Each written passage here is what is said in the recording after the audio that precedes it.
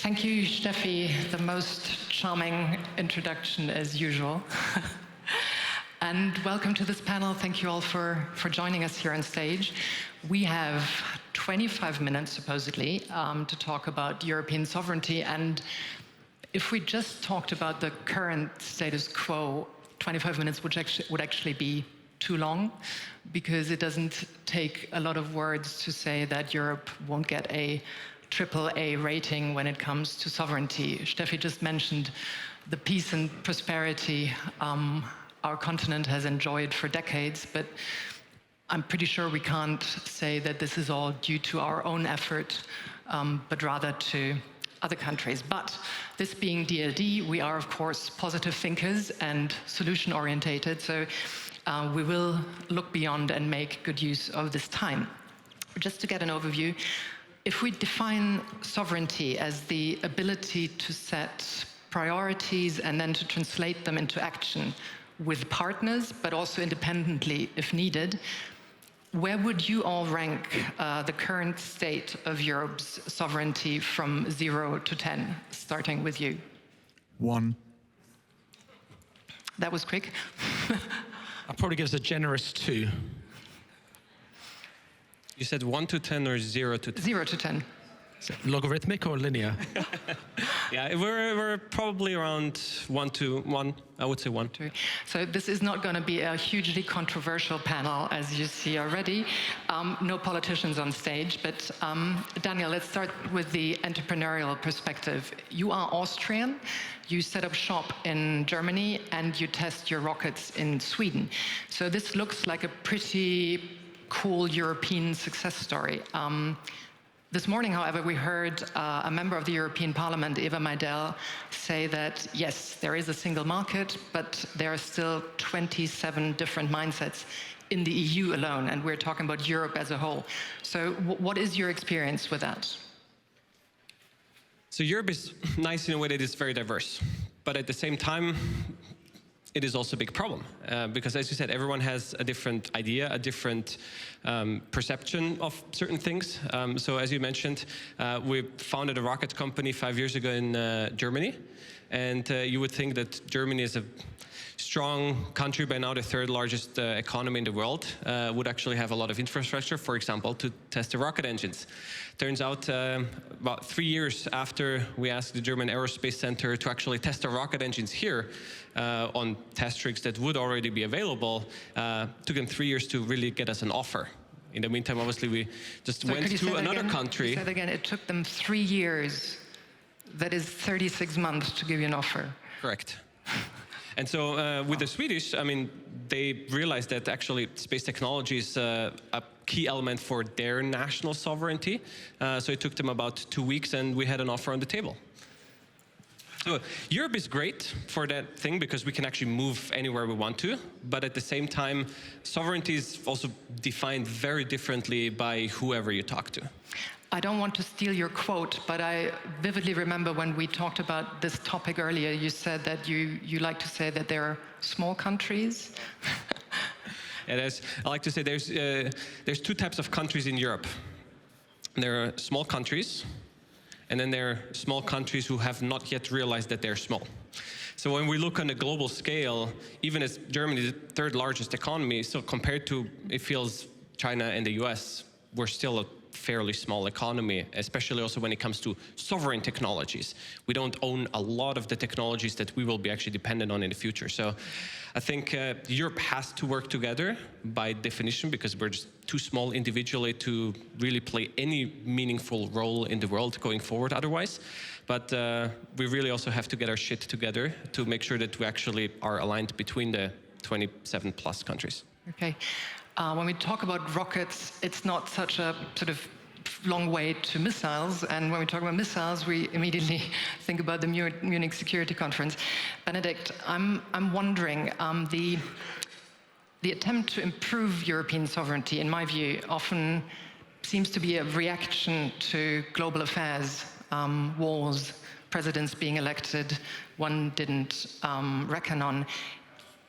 Am I wrong, or is there a lack of self-motivation when it comes to sovereignty? Or not to sound cynical, but did it need Vladimir Putin's full-fledged war of aggression against Ukraine to actually raise the German defense budget? Okay. Can I point out that the Munich Security Conference has much more on offer than just missiles? But beyond that, I think the lack of self-motivation came from the fact that we've actually lived quite well in that world that is now past. That, we could import cheap energy from Russia, we could import cheap security from the US, and we could export everything expensively to China. That was a pretty cool model. We didn't need sovereignty. And I always say that, the good thing about Trump, and don't get me wrong, I don't like Trump, I don't like his policies, I don't like his style, I very much hope he doesn't become a US president again. But the good thing was that he put his finger in our wounds, and he didn't just, put it on lightly. It wasn't a soft touch. He put the finger in and twisted it around. We didn't pull our share of the burden when it came to defense investments. In all the alliances that we are part of, we are not contributing what we could and what we should. And so this scarecrow, the idea that Trump may come back soon, I think is a very healthy thing these days, because we need to get ready. I mean, I did say I believe there is, very little European sovereignty. We can have a philosophical debate about whether sovereignty is actually good. But what is true is that we are massively dependent on the United States, and that it would be helpful if we got our act together before Trump entered the White House again. We're gonna, yes. That's for the missiles. Duly deserved. Well, and getting our act together, I think. But we're going to come to potential US presidents a little later on. Benedikt, just to stay with you for a little longer, I'd like to quote Viktor Orban, who once said pretty much that we must first and foremost defend Hungary's independence and sovereignty, and if needed, we must regain it. So we've heard similar quotes from other politicians. It sounded a bit like take back control in the UK, and I'm sure that this year we will hear something of the sort in various electoral campaigns. So if we even have heads of government who think that way, not having realized that they're actually a small country, is it actually worth talking about European sovereignty, or should we just all go to the Augustiner Keller and have a beer? I would love a beer. But let's challenge Orban. I think it's perfectly all right as a national politician to say that you've been elected to safeguard the interests of your country. I think where the narrative is broken, that people like Orban don't make or do not want to make the link between something like European sovereignty and the welfare of their countries. And so I always say, and you can add that to your next Orban quote, sovereignty follows benefits.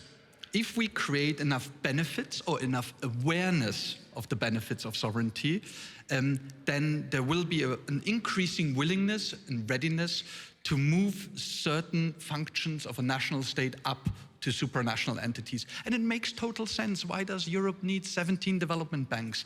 Why do we need, 15 schools for navies in Europe? There's so much that we could save, so many synergies that we could create, but we are really bad at communicating the benefits. I'm convinced that Britain would still be part of the European Union if the European Union itself had been better at communicating the benefits of European sovereignty. So it's all about the narrative, I believe. Okay, then let's move to another round of applause. Let's move to the Brits in our group. Stephen, you're not Klaus. That's a good start. I'm an upgrade. Obviously. But your ranking didn't come as a surprise, because your founding partner, Klaus Hommels, recently said that Europe doesn't figure on the most important international stages, neither business nor state-wise. He also said that there is a lack of self-marketing and a lack of pride. Although he wasn't completely bleak, he also added that Europe has many big things to sell. So my first question, do you agree? I think we've really screwed up our international strategy when it comes to industry. Klaus was referring to the FII out in the weft of the desert before Christmas, where European politicians, industry, entrepreneurs were woefully underrepresented. We've seen this at other conferences, such as the Milken Conference. I myself was at the IBM Quantum Conference in New York just before Christmas, 400 delegates. There was less than 15 of us from Europe. It was insane. Asia, Japan, South Korea, Southern America, Northern America, completely represented, as well as China. But Europe just didn't send people over. And I see this time and time again. Sorry to interrupt, but didn't send people over or wasn't invited? Probably a little bit of both. I think you have to be aware that these things are going on and then kind of force yourself in and not be polite. I think as Europeans, we're very polite. We wait to be invited, but we need to realize we need to generate a bit more chutzpah and actually kind of push our way into some of these conversations and be proud about what we want to achieve here rather than apologizing all the time. And coming to the second part of the question, so what should Europe be proud about? What do we actually have to sell? From a VC perspective, we always talk about the talent, right? That's an undeniable. I'm sure everyone's heard many panels talking about the great universities we have here, the great access to talent, the historical references to being a cross-cultural, very diverse group. So that is our big selling point. The bit that stopped that becoming a reality has been capital inflows. We've just not had the cash, frankly, to make small companies big companies. We do really well at the seed stage. We do awfully when it comes to scale-up capital. We've had the Americans and a lot of sovereign funds coming in and kind of trumping our capital markets when it comes to investing at that stage of growth company. And I joke as a Brit, right? I'm sitting here now outside of Europe, but we've got great companies in the UK, like take Revolut. Right, which is, if you ask the average person walking down the street in Europe, would they want to invest in Revolut? Would they want Revolut to be in their pension? They'd go, hell yeah. But right now, it's the Ontario Teachers Pension Fund that has ownership of Revolut. It's not the Peckham Teachers or the Manchester Teachers or the Bavarian Teachers. And that, to me, just feels wrong. So there's other structural issues that we have to overcome. And that takes a bit of a leap of faith that we need to up our game when it comes to investing. So you've actually already sort of jumped to my next question about sort of core future technologies, quantum computing, nuclear fusion generation, et cetera, which all need to raise a lot of money, which doesn't seem to be in Europe, although there is a lot of money in Europe. So is it really a lack of capital, or do we not want to take the risk, or is regulation, as you just mentioned with the pension funds, stopping all of it? I think that there's two things. One is money coming in, right? But say we solve the money problem, we then need to have the ambition solved. And the only way small companies become big companies is if people buy their shit, right? That has to happen. And right now in corporate Europe is just not buying home-built solutions. The US corporate market, they will take risk with US startups, and any startups, quite frankly. They want to be bleeding edge. They will have an innovation team trying 10 different innovations to move the corporate ladder forward. And if 4 or 5 or 6 of them fail, no one gets fired. Here in Europe, the corporate departments or the innovation departments of corporates, perhaps doing 4 or 5 projects at one time. If someone makes a mistake, they're not going to get promoted, they're going to get fired. And so the fear factor here is that still the case? I mean, we've been talking about sort of fail forward, no fear of failing, et cetera, for more than a decade now, really. I look at our portfolio, and I've got many companies based in the UK or in Germany where 70% of their revenues are being made in the US. Why? Why are the European banks not buying their software? Why are the European corporates not buying their software, but the US banks, US corporates are? Mm-hmm. So there's a break there. And it's not because we don't have people that can sell to Germans or French or Brits, because they are Germans and French and Brits. So something's broken. Daniel, right at the top. Do you want to jump in there? The same goes, by the way, for governments as well. We see the US government becoming the anchor customer of especially deep tech products that are very far out, where you have to take risk, but with a model that's smart, where they say, if you have the product ready, we will buy X amount of it, which gives enough confidence to also private investors to put money up front, because then out of a sudden you take out the entire market risk, because US government becomes your customer. In Europe, what we actually do is we even tell a political story, not follow up on the action. So for example, the Europeans ended up with no rockets. So actually today, Europe cannot send any satellite to space. No satellite to detect Earth and climate change, no satellite to detect missiles that might be coming in from the other side of the planet, no satellites to actually communicate across the globe. Europe just can't. Instead, actually, they buy the products of the US companies. So it's even a bit more fucked up, to be blunt here, where the US government is buying the US products, and European governments also, if they buy products, they end up buying US products. So why are you actually still here and not in, let's say, Saudi Arabia? At Augustina. Ask him where he is next week. Davos. So, it's actually tricky. When we started off the company, we thought quite a lot actually about going to the US, purely because of access to capital and customer contracts from governments. At the same time, we realized it could be the biggest asset for us if we actually happen to build the only company globally outside the US with the same assets, the same technology, the same know-how, and we can actually serve all the 200 plus other countries in the world. Is it harder? Yes, definitely. Does it still make sense? I do always probably prefer to live in Europe than anywhere else in the world. Excellent. I think that would need a round of applause as well. Thank you. All Europeans here in the room. Daniel, let's stick with you. If you were not like CEO of Isar Aerospace, but let's say CEO of a sovereign Europe to be, what would you sort of implement as a transformation process? Which would be your key priorities at the moment? First, probably I would take a look at, especially on all of the tech front, naturally, what are the key technologies that will actually drive economies in the future? Is it internal combustion engine cars? Probably not. Is it green energy transition? Probably yes. Is it AI? Probably yes. Is it quantum, AI, etc.? Fusion, all those kind of things. I would actually take a very also diversified look and bet to certain technologies to really make sure that I have the best possible chances of having at least one, if not multiple, global champions being built out of Europe.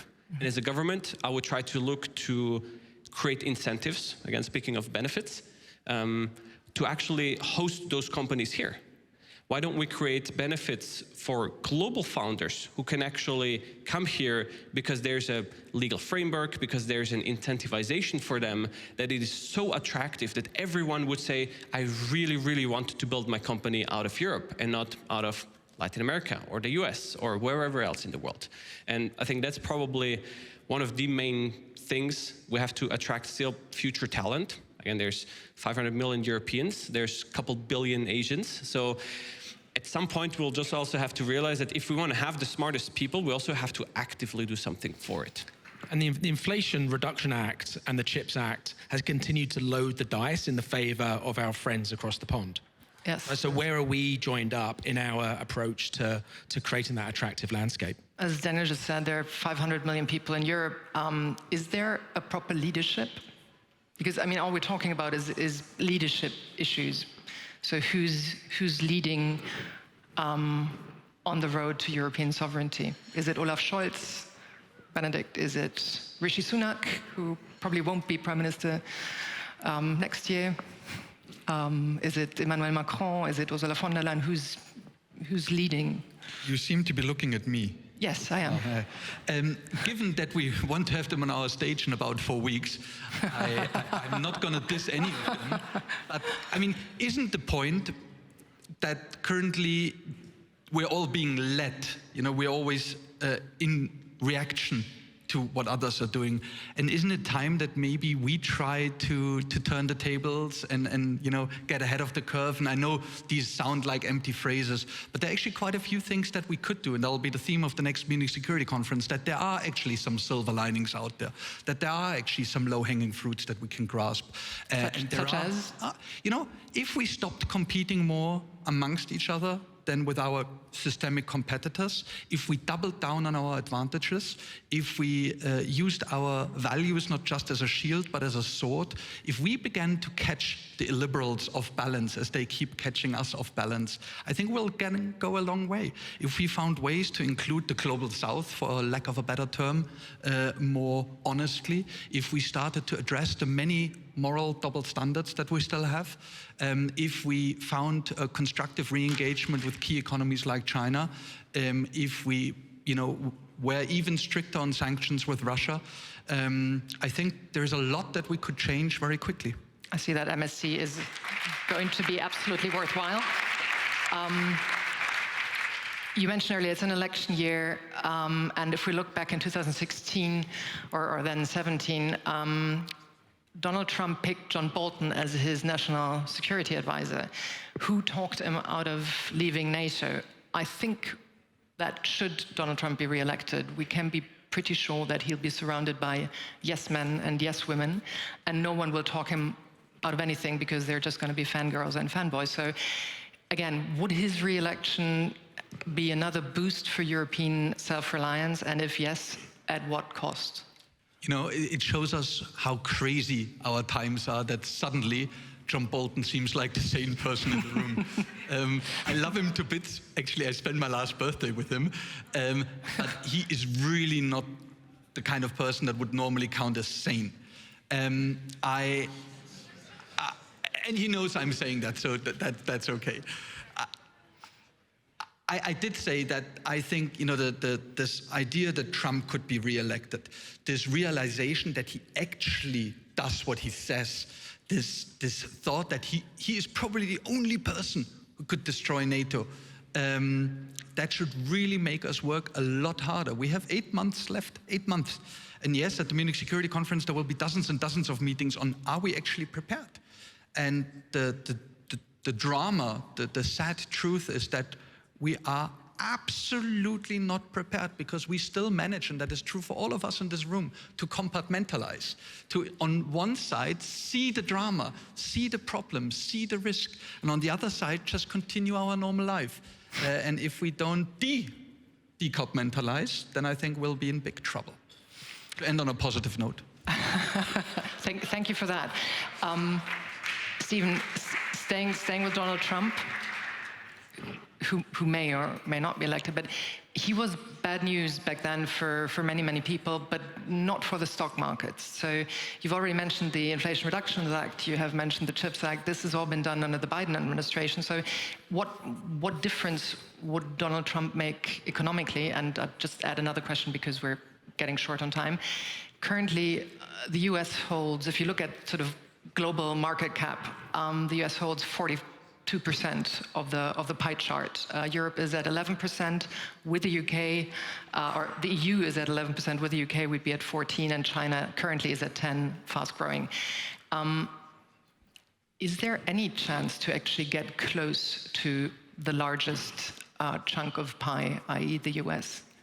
I think it's going to be incredibly difficult. He did a lot of deregulating when in his last administration, which was great for Wall Street. That made companies that are already successful swell their balance sheets even greater, gave them the ability to buy up smaller companies and beat the competition just with a strong balance sheet. I think that's going to happen again. I think there's going to be a rally next year. I think Trump's going to win. I think we've got an issue not just with Trump, but just with the Republican values in general, where 70% of Republicans want nothing to do with the rest of the world. That's a big change versus Democrats. It's only got worse. And so we can talk about Trump till we're blue in the face, but actually there's a voter issue, an education issue in the US that's going to take a long time to resolve. So I think we need to be prepared that we are going to see a swelling of capital markets balance sheets, and our companies are going to come under pressure to get bought up. And so having a strong CMA, and we've got in the UK, and they've made mistakes, but thinking about the mergers and acquisitions vehicles that are around, making sure that Apple don't buy up more of our health tech companies, making sure Google don't buy up more of our communications companies. These are the things that we need to worry about, because right now, and I've got 2 teenage kids, and I asked them, who are your role models? What companies do you want to work for? They don't mention one European company. Mm-hmm. They talk about Netflix. They talk about Apple. They talk about Google. They talk about Meta, TikTok. Right? Talk about Tesla. TikTok now comes in, right? They love TikTok. And so the entire eyeballs and the way we all interact, my teenagers are about to go to university, is all influenced by the US. And that's another worry that, do we need to go toe-to-toe with these big corporates? I'm not sure. But to Daniel's point, there are other industries which we should be championing straight out: space, quantum, AI. We've got the opportunity to really not allow there's the foobar which happened with payments and the foobar that happened with cloud computing hit Europe again? Because we were there at the start and we can learn from history. Yes. Second last question. Benedikt, a very wise man, the recently deceased German statesman Wolfgang Schäuble said a couple of years ago, I quote, "In the global competition of systems, we Europeans will only secure our relevance if we prove that the European model also serves for the 21st century." And by that European model, he means the mix of liberties, freedoms, social justice, progress, sustainability, democracy, rule of law, and universal human rights, end of quote. Are our difficulties, our challenges arising from the fact that basically our aspirations are higher than other countries? Like in North America, there is less of a social justice thing. Other countries don't have rule of law, don't have democracy. Is it because our own bar is so high that we're making things more difficult for ourselves? Definitely, but I would always say it's worth it. And you know, there are a lot of people, when they looked at the UN General Assembly vote, on whether it's okay to invade and kill your neighbor just after the invasion of Ukraine. And they saw that there were 38 countries that we call the fence-sitters that abstained, that didn't say yes or no. People immediately came up with the theory of transactionalism. The world has become more transactional. There is less ideology. There is less commitment to values. Like Orban, national leaders just look for their direct advantages. And I personally believe that's the best thing that could happen to us, as long as that we are convinced that our values are the best, that our economic models are the most sustainable, that the way we want to treat the planet is the only one that works. The ideas that we have from circularity, recycling, etc., are the ones that will save the planet. Then we shouldn't be afraid of a marketplace of ideas. And so I think transactionalism and all these countries out there looking for the direct advantages are actually our biggest hope, because ideology doesn't work, benefits do. Last question, Daniel, to end on an even more positive note. Why is Europe predestined to actually get its act together? Why are we going to achieve European sovereignty sometime in the future? Well, Trump so far didn't manage to bring Europe to a stop. I think Europe is the place in the world where there's probably the smartest people, or at least where we even have the framework to get the smartest people here. And as a quick example, actually, when we competed in the SpaceX Hyperloop challenges of Elon Musk, after that we won all of those competitions and he wanted to hire us, but they couldn't because we were not US citizens. We were not allowed to work at a US space company. So in Europe, we obviously can do that. So the European values that we all share, hopefully, we can actually use to our advantage. I think it is a beautiful place to work with and to thrive out of. But ultimately, we really just do need to get our act together and actually do stuff, not only talk about stuff. Thank you very much for sharing all of this. Thank you. And let's hope for the best. Cheers.